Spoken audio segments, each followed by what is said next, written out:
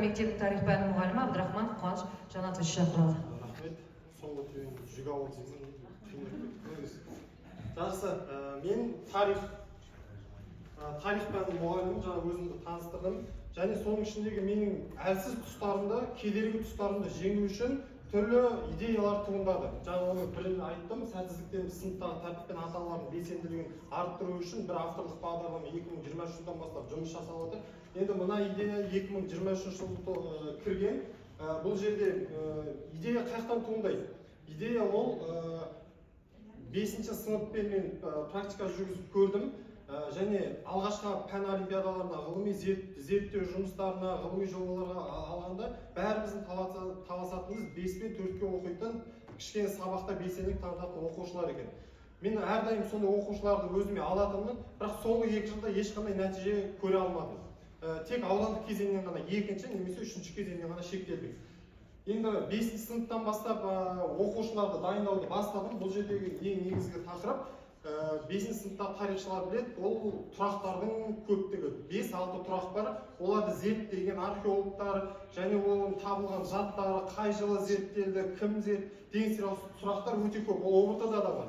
Сондықтан да осы сұрақтар тезірек жаттау үшін жеңілдетілген түрде оқушылардың қабылдауына ыңғайлы болу үшін археологиялық ескерткіштерді оқытудың озық әдістерін жүзеге асыру деп алдым. Өзектілігі археологиялық ескерткіштерді оқыту қазіргі білім беру жүйесінде маңызды әрі өзекті мәселелердің бірі болып табылады. Сонымен қатар әсіресе 5-ші сыныптағы археология ғылымы қазақ халқының тарихын зерттеуде аса маңызды рөл атқарады, себебі ол көне дәуірлер мен ежелгі қоғамдар туралы маңызды ақпарат береді. Мақсаты археология ескерткіштерді оқытудың озық әдістерін 5-ші сыныптағы Қазақстан тарихи сабақтарында тиімді қолдану арқылы оқушылардың тарихи сана сезімдерін қалыптастыру. Практикалық маңызы бірінші оқушының қызығушылығын арттырады, тарихқа деген, екінші танымдық қабілеттері дамиды, үшінші әдістемелік инновация, яғни жаңа әдіс тәсілдерді қосу арқылы 3D, 5D деген AR және VR деген секілді түрлі осындай инновациялық заманауи әдіс тәсілдерді қосу арқылы оқушыларды мына тақырыптарды меңгеруін жеңілдетеді. Ұлттық тарихи сананы қалыптастыру және қиыншылықтарды жеңу. Енді бұған маған көмектесетін қосалқы платформалар бар. Оның ішінде жасанды интеллект әрине барлығымыз білетін және цифрлық технологияларды қолдану. Видеоға назар аударсақ, қосылған екен. Мына жерде оқушылар 5-ші сыныптағы бұл енді бір платформаның көмегімен емес, қаншама материалдың көмегімен жасалған дүние.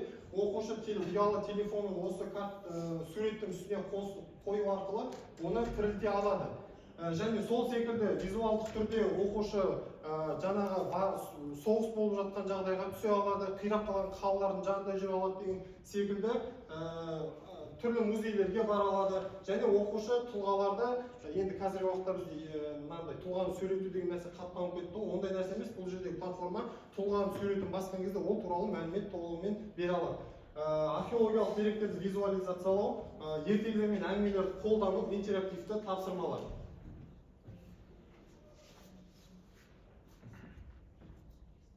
Енді ең ішіндегі 5-ші сыныптан келетін тақырыптар ол мына кісілердің аты жөндері. Кемел Ақышев, Алкей Марғұлан, Зейнолла Самашев, Карл Байбақ, Виктор Зайберт, Алкей Марғұлан, Мир Қадырбаев деген секілді, Алексей Павлович. Бұл оқушының, қараңыздаршы енді, мысалы дарынды оқушылар 5 пен 4 оқушында оқитындар бұны қабылдап алуы мүмкін, бірақ осынша үлгерімі төмен оқушылар бұл тұрмақ мына жақта тұрған дайын мәліметті жаттай алмауы мүмкін. Сондықтан да оларға үлгерімі төмен оқушылармен жұмысымның нәтижесінде осындай бір кітапша шығарған болатынын оларға қазір алдыңызда көрсетемін. Бұл дайын форматта тұрақты қай жақта табылғандығы және археологтар туралы толық мәліметтер береді. Мынау осы Ботай мәдениеті, Андронов, Беғазы, Алтын адам және Шілікті Бесшатыр қорғандарына арналған кітапша.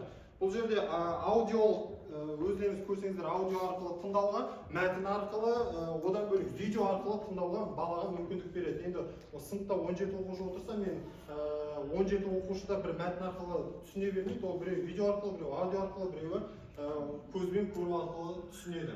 Енді соның ішіндегі жеке жұмыс, жаңа үлгерімі төмен оқушыларға тоқталып өткен, сол жерде жеке жұмыс. Мен 5-ші сыныпта осы 2023 оқу жылында 4 оқушымен практика жұмысын жүргіздім. 4 оқушының ішінде өте төмен оқитын бала, табиғын қазір көрсетсем болады. Осы тақырыптағы жаңағы берген кітапша арқылы балаларды тақырыпты өте білім таксономиясы төменнен жоғары қарай дәрежеде қалыптастыру керек. Оны жұптық тапсырмаларда және топтық тапсырмаларда жақсы оқитын балалардың жанына да қосып көрдік. Одан бөлек мына жердегі мысалы бір тоқталып өткен андрондық бейғаз мәдениет тақырыбына байланысты жаңағы мына тапсырманы үлгерімі төмен оқушыларға берсек, олар бұл орындай алмайды. Және бұл тақырыпты жеңілдетіп берсек, жаңа мен сіздерге кітапша арқылы сол кезде ғана оқушы оны түсінуі мүмкін. және бізде мынандай тапсырмаларды істейміз, оларға түрлендіріп, жеңілдеттіріп береміз. Жаңағы оқушының Әділбек ағайдың жұмыс жасау нәтижесінде ол екіншіден оқушының талпынысына да байланысты екен. Соның нәтижесінде мына 4-ші сыныптағы табелі, мынау 5-ші сыныпқа көшкен табелі. Ана Сұлтанның жарығын жағылмады дейді. Мен бір оқушының болсын жарығын жаққанына үлкен мақтанышпен білдіре аламын. және сол оқушым аудандық пән олимпиадасынан, облыстық пән және республикалық алғыс хатпен оралған болатын. Жекелей білім пайызын әрдайым түйіндеп отырдым. Назарларыңызға рахмет. Рахмет. Сізге де рахмет.